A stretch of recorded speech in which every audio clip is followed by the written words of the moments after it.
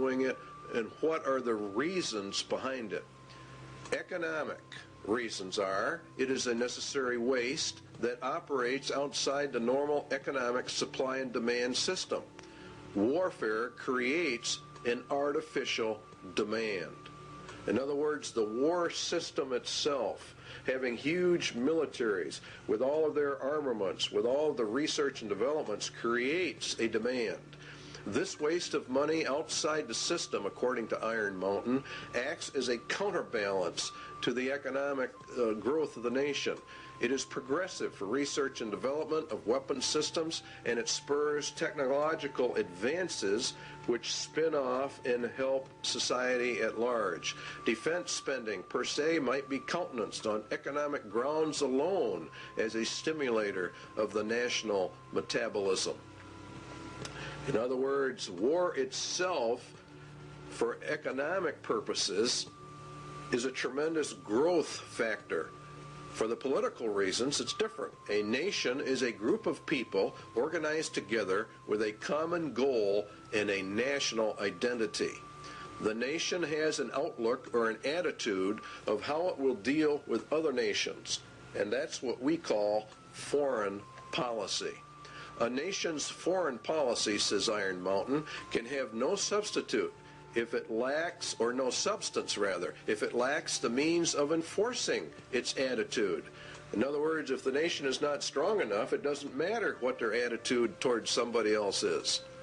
War is itself the defining element of any nation's existence vis-a-vis any other nation.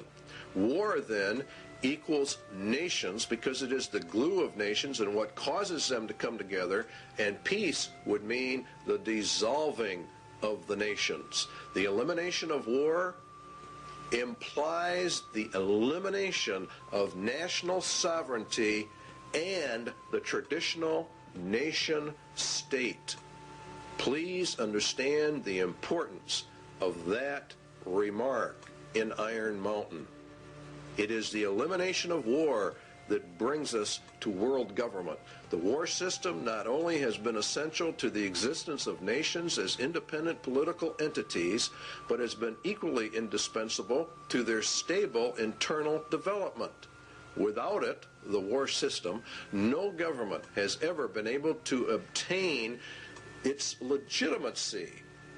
Or in other words, we could say its right to rule its society. War is the basis of that claim to rule, and it is therefore the glue that holds a nation together, according to Iron Mountain.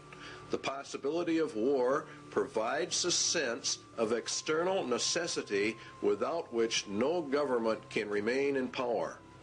The organization of a society for the possibility of war is its principal political stabilizer. All right? In other words, for the Soviet Union, they said that the American people were the enemy. And that gave them the glue which held the Soviet Empire together, which rallied the people to make such sacrifices so that we could build up this huge war machine. The basic authority of the modern state over its people resides in its war powers. Now that's another very important statement. Therefore, a substitute for the war system must be found in order to control the people and provide stability and legitimacy of government if we go into an era of peace. Now we know that the United Nations is to be that era of peace. So therefore, what they are saying is we have to find substitutes for what war does, the invisible functions of war. We have to find a substitute for that if we are going to go to peace. Obviously, if the war machine is discarded, new political machinery would be needed at once. In other words, as they phase war out, they have to phase whatever they're going to put in its place in to control the people, to control the nation. This is an essential part of Iron Mountain. Until it, the substitute for war, is developed, the continuance of the war system must be assured to maintain the stability of its internal organization of power. In other words, we have to keep the war system going in order to remain in control. Keep war until all substitutes are in place and running so we don't lose our rulership. In other words, those that are in power are going to remain in power. They've got to figure out a way to do that. So they're going to de-escalate the war system as they bring in a peace system. And the peace system is going to radically alter our societies. What substitutes for war are there? Well, it has to be a universal threat of equal magnitude as that of World War. The immediate loss of life and the immediate thought that blood is going to be shed. It has to be credible, and it must be accepted by the vast majority of the population of any given nation, or in reality, the whole world, if they're going to bring in global peace. Credibility, in fact, says Iron Mountain, lies at the heart of the problem of developing a political substitute for war. We must emphasize that one must be found of credible quality and magnitude if a transition to peace is to ever come about without social disintegration. In other words, really what they're saying is a nation would self-destruct without an external threat of some type. It is more probable in our judgment that such a threat will have to be invented rather than developed from some unknown conditions. That means exactly what it says. They're going to invent a system to accomplish this.